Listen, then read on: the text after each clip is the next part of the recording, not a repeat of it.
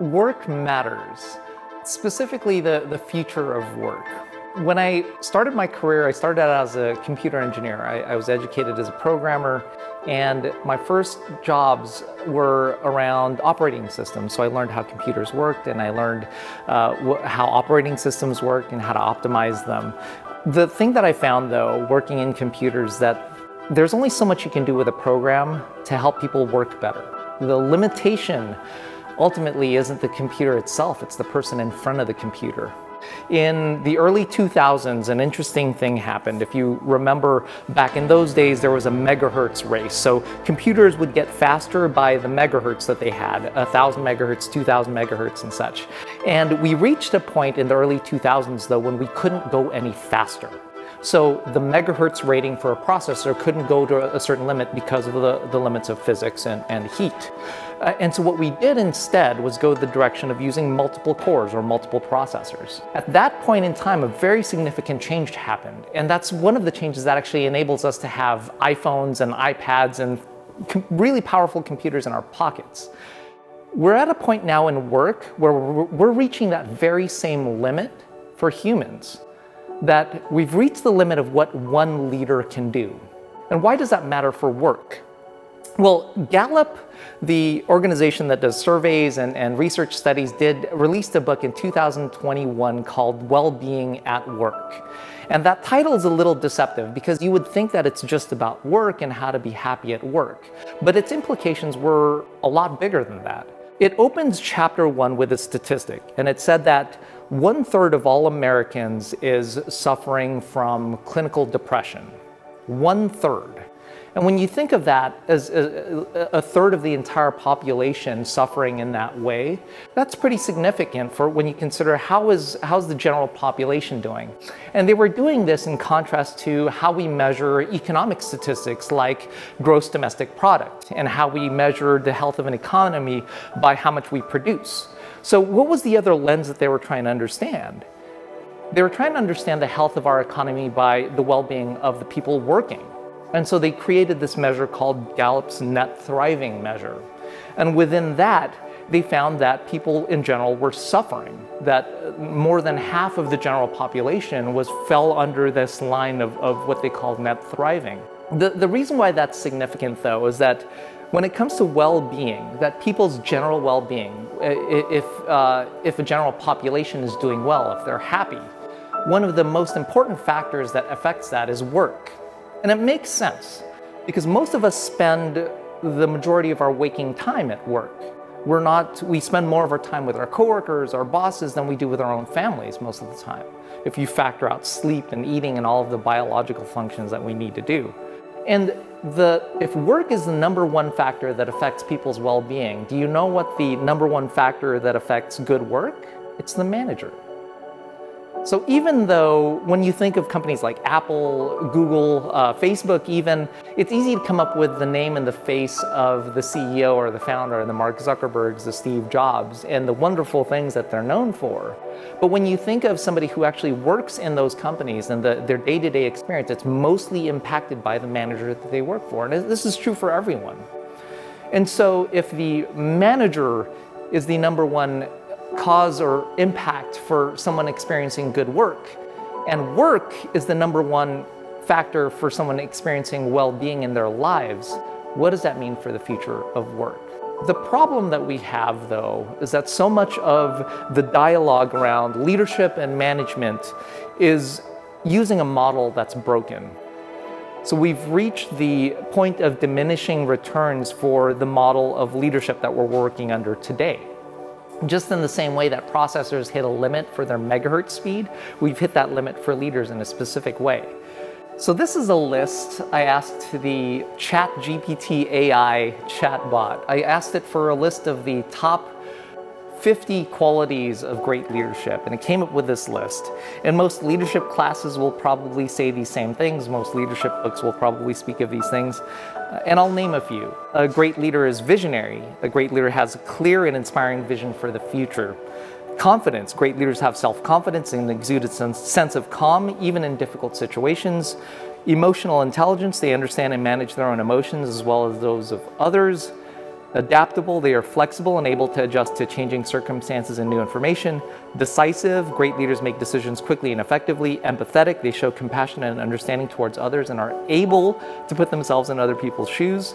Integrity, they have strong moral and ethical principles. Strategic, they think ahead and plan for the long term. Resilient, they're able to bounce back from setbacks and continue moving forward. Humility, they recognize their own limitations and are willing to admit when they're wrong. And that's only number 11 of a list of about 50. And when you think of that whole list of qualities of what makes a great leader, what are the odds that any one person can be all of those things at all of the right times under the most stressful situations? And not just stressful in terms of work, but stressful in terms of their lives. When you think of showing up to work when your household is in disarray, when your relationship is disarray, how can one person be all of those things reliably? And so if we're relying on the future of work about making better leaders, making more perfect leaders, that in itself is a broken model. We've reached the limit of what we can do with the individual. And so do we want to trust that in the future that better workplaces, that better companies will rely on us educating and creating better leaders? Can we make a more perfect Steve Jobs? Can we make a better Mark Zuckerberg? And do we want to wait for those leaders to emerge and come out of their Ivy League schools to create the companies that we need for the future of work? I don't think so. There's a whole different model that we could follow, but it relies on a very significant change that we need to believe as leaders ourselves. And that leadership is something that we all have a seat at the table for. That even though we can idolize wonderful leaders and famous leaders, that leadership is a responsibility that everyone has. I think it's true that excellent, great leadership, the type of leadership that stories are told about, that exists, yes. But the failure that we have with educating leaders is that we don't start early enough with teaching that leadership is a part of what everyone does.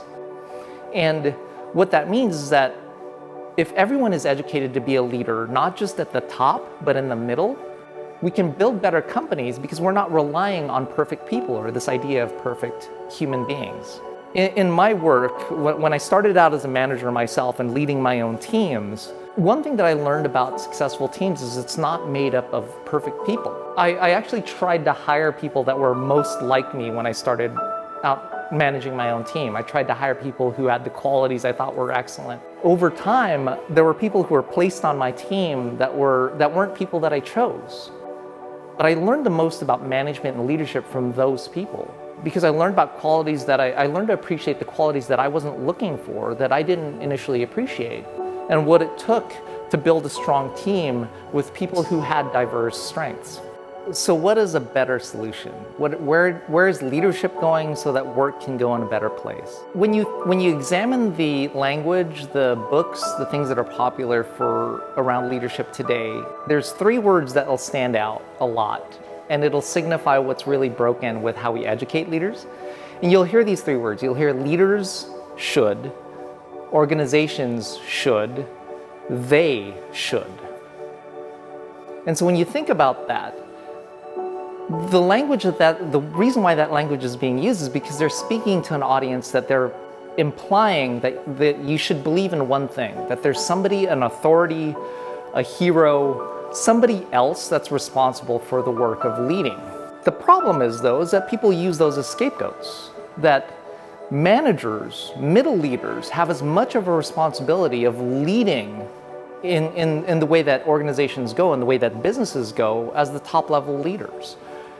So the reality is that we need to be educating managers as middle leaders who don't believe in a they, who aren't waiting for a leader, for organizations to do something.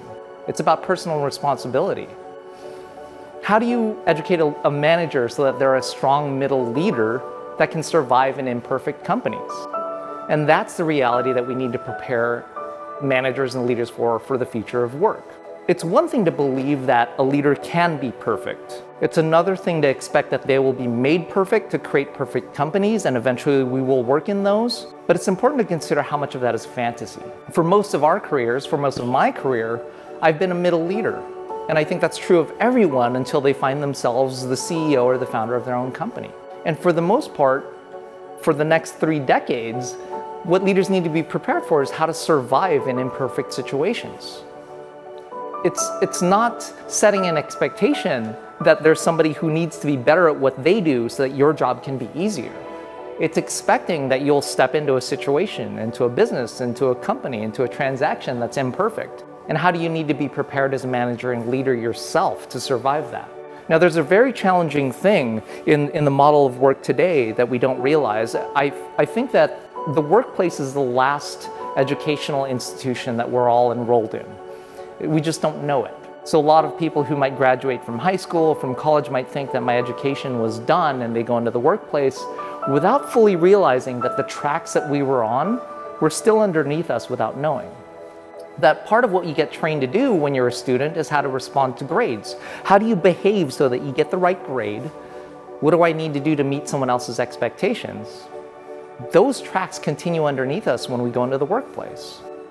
And so for a lot of people who are being educated in the workplace without knowing it, you're asking your boss, you're asking your managers, your upper leaders, your founders, your CEOs, what is it that makes me good? How do I advance in my career? There's another thing that I found in my experience with working with leaders of all kinds. And I've worked with leaders who've had so many letters behind their name that was longer than their name themselves. And I've been in these strange situations and in these rooms where they're asking me, what is the right thing to do here? And I have way less years of experience than they did, knowledge, qualifications, but here they were asking me, what is the right thing to do? So sitting in situations like that, where you have people who might have more gray hairs than you, who might have more qualifications looking to you for answers, what is the right thing? How does a manager who needs to be prepared to work for people who don't have answers, what do you need to be prepared to do? What I found in situations like that is that there's a temptation for leaders once you get to a certain level, once you have a certain title, to not ask for help, to not acknowledge your weakness. There's this strong draw to want to be the expert. And it's a lot more rare that I find leaders who are willing to not know things. That's one area where if you're working in an imperfect company, if you're trained to try and have the right answers all the time, what I found is that you're more likely to have the wrong answer just by the fact of you trying to be right. A better model is how you source from the leadership of your whole team. So how can a manager say that these are the things that I know? These are the parameters that we're aware of. This is the goal that we're trying to get to. What do we know that gets us to the right answer? So it's a whole different model for how you approach solving problems within an organization. So are we training managers who are looking up and out versus looking in and talking? One of the things about companies, about our workplaces, is that they're very psychologically potent places. That when it comes to what we believe about ourselves, what we believe is true about life, what we think is true for the future, our hope for the future, so much of it comes from our experience of work. One of the things that leaders and managers can do to equip themselves to better function in any type of situation, in any type of company, no matter how broken it is to divorce two things from the environment.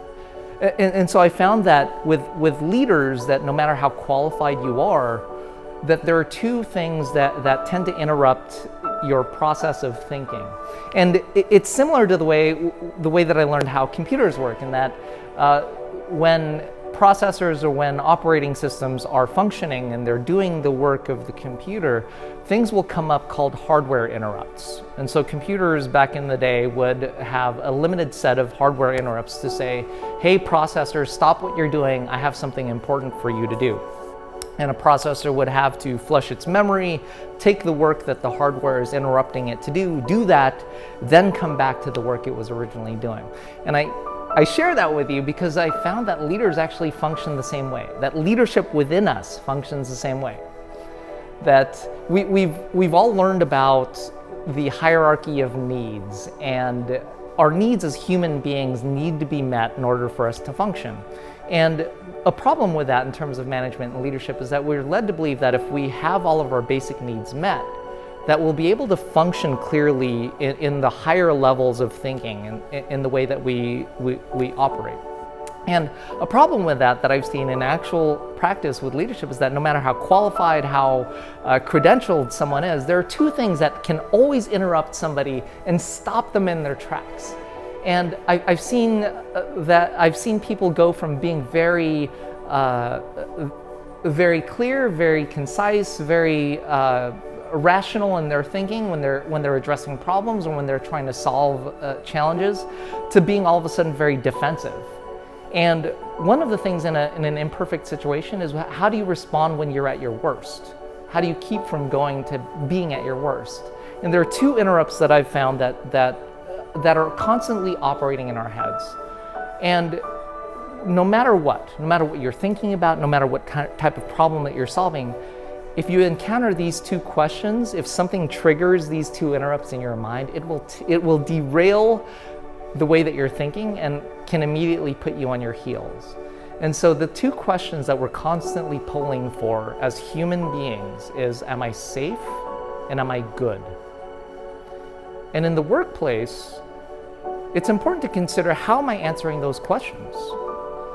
When I think about, am I good?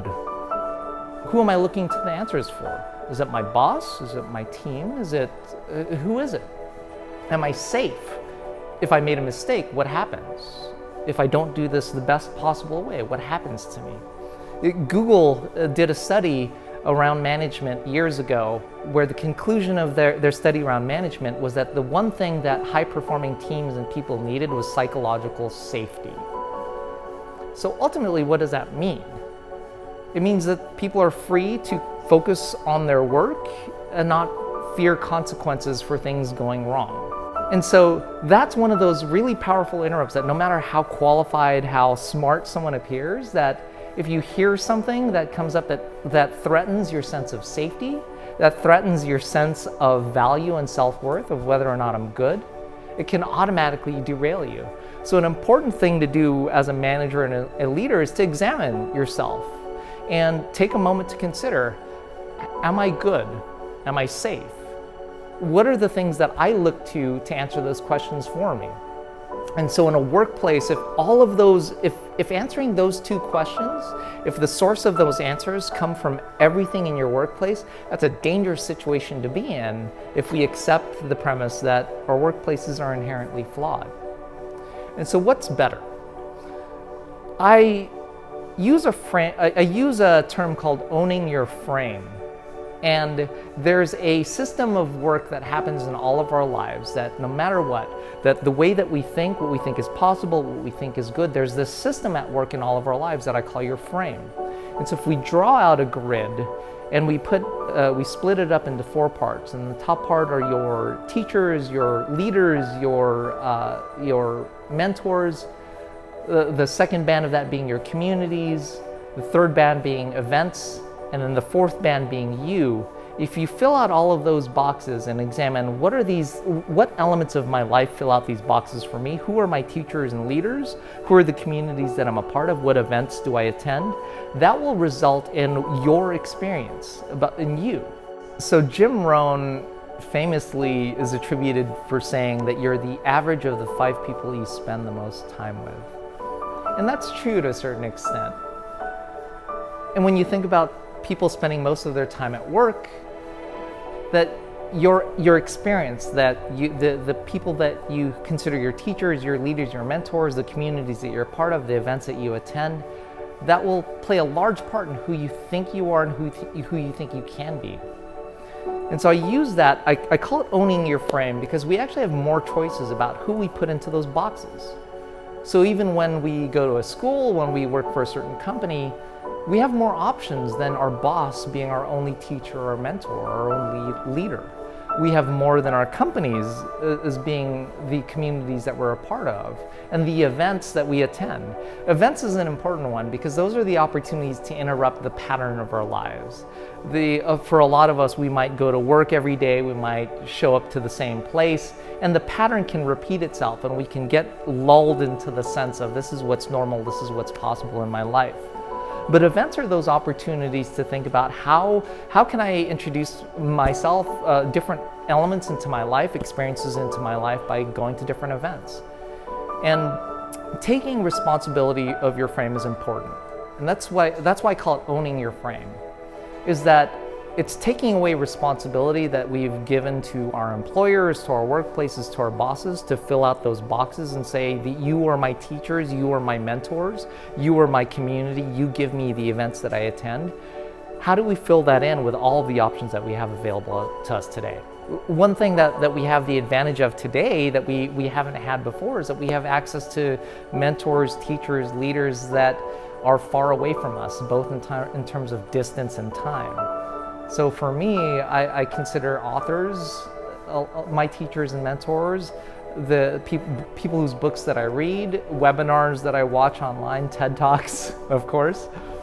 And we have all of that richness, and even people who teach me things about how to do basic skills on YouTube. Those are all people who've introduced elements to my life that I've been able to experience richness in life that's been different than if I was relying only on my workplace to train me to do different types of work or to become a better person.